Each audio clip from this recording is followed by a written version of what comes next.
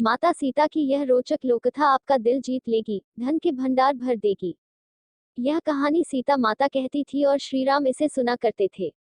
एक दिन श्रीराम भगवान को किसी काम के लिए बाहर जाना पड़ गया तो सीता माता कहने लगी कि भगवान, मेरा तो 12 वर्ष का नित्य नियम है। अब आप बाहर जाएंगे तो मैं अपनी कहानी किसे सुनाऊंगी। श्रीराम ने कहा कि तुम कुएं की पाल पर जाकर बैठ जाना और वहां जो औरतें पानी भरने आएंगी उन्हें अपनी कहानी सुना देना। सीता माता कुएं की पाल पर जाकर बैठ जाती हैं। एक स्त्री आए, उसने रेशम की जरी की साड़ी पहन रखी थी और सोने का घड़ा ले रखा था।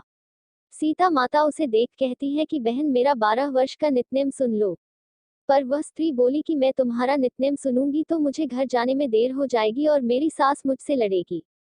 उसने कहानी नहीं सुनी और चली गई। उसकी रेशम जरी की साड़ी फट गई, सोने का घड़ा मिट्टी के घड़े में बदल गया। सास ने देखा तो पूछा कि ये किसका दोष अपने सिर लेकर आ गई है। बहू ने कहा कि कुएं पर एक औरत बैठी थी, उसने कहानी सुनने के लिए कहा लेकिन मैंने सुनी नहीं, जिसका यह फल मिला। बहू की बात सुनकर अगले दिन वही साड़ी और घड़ा लेकर सास कुएं की पाल पर गई। सास को वही माता सीता बैठी मिली तो माता सीता ने कहा कि बहन, मेरी कहानी सुन लीजिए। सास बोली कि एक बार छोड़, मैं तो 4 बार कहानी सुन लूंगी। राम आए, लक्ष्मण आए, देश के पुजारी आए। नित्नेम का नेम लाए, आओ राम बैठो राम। तपी रसोई जियो राम, माखन मिश्री खाओ राम। दूध बताशा पियो राम, सूत के पलका मोठो राम।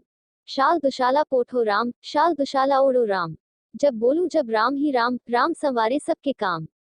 खाली घर भंडार भरेंगे, सबका बेड़ा पार करेंगे। श्री राम जय राम, जय जय राम। सास बोली कि बहन, कहानी तो बहुत अच्छी लगी। कहानी सुनकर सास घर चली गई और उसकी साड़ी फिर से रेशम जरी की बन गई। मिट्टी का घड़ा फिर सोने के घड़े में बदल गया। बहू कहने लगी, सासू माँ, आपने ये सब कैसे किया। सास ने कहा कि बहू, तू दोष लगा के आई थी और मैं अब दोष उतार कर आ रही हूँ। बहू ने फिर पूछा कि वह कुएं वाली स्त्री कौन है। सास बोली कि वे सीता माता थी। वे पुराने से नया कर देती हैं, खाली घर में भंडार भर देती हैं, वह लक्ष्मी जी का वास घर में कर देती हैं, आदमी की जो भी इच्छा हो उसे पूरा कर देती हैं। बहू बोली कि यही कहानी मुझे भी सुना दो। सास बोली कि ठीक है, तुम भी सुनो, और सास ने कहानी शुरू की। राम आए, लक्ष्मण आए, देश के पुजारी आए। नित्नेम का नेम लाए, आओ राम बैठो राम। तपी रसोई जियो राम, माखन मिश्री खाओ राम। दूध बताशा पियो राम, सूत के पलका मोठो राम। शाल दुशाला पोठो राम, शाल दुशाला ओढ़ो राम। जब बोलूं जब राम ही राम, राम संवारे सबके काम। खाली घर भंडार भरेंगे, सबका बेड़ा पार करेंगे। श्री राम जय राम, जय जय राम। कहानी सुनकर बहू बोली कि कहानी तो बहुत अच्छी है। सास ने कहा कि ठीक है, इस कहानी को रोज कहा करेंगे। अब सास बहू रोज सवेरे उठती, नहाती धोती और पूजा करने के बाद नित्नेम की सीता की कहानी कहती। एक दिन उनके यहाँ एक पड़ोस की औरत आए और बोली कि बहन, जरा सी आंच देना। तो वह बोली कि आंच तो अभी हमने जलाई ही नहीं। पड़ोसन ने कहा कि तुम सुबह 4 बजे से उठकर क्या कर रही हो फिर। उन्होंने कहा कि सुबह उठकर हम पूजा करते हैं, फिर सीता माता की नित्नेम की कहानी कहते हैं। पड़ोसन ने उनकी बात सुनकर फिर कहा कि सीता माता की कहानी कहने से तुम्हें क्या मिला। वे बोली कि इनकी कहानी कहने से घर में भंडार भर जाते हैं, सारे काम सिद्ध होते हैं, मन की इच्छा भी पूरी होती है।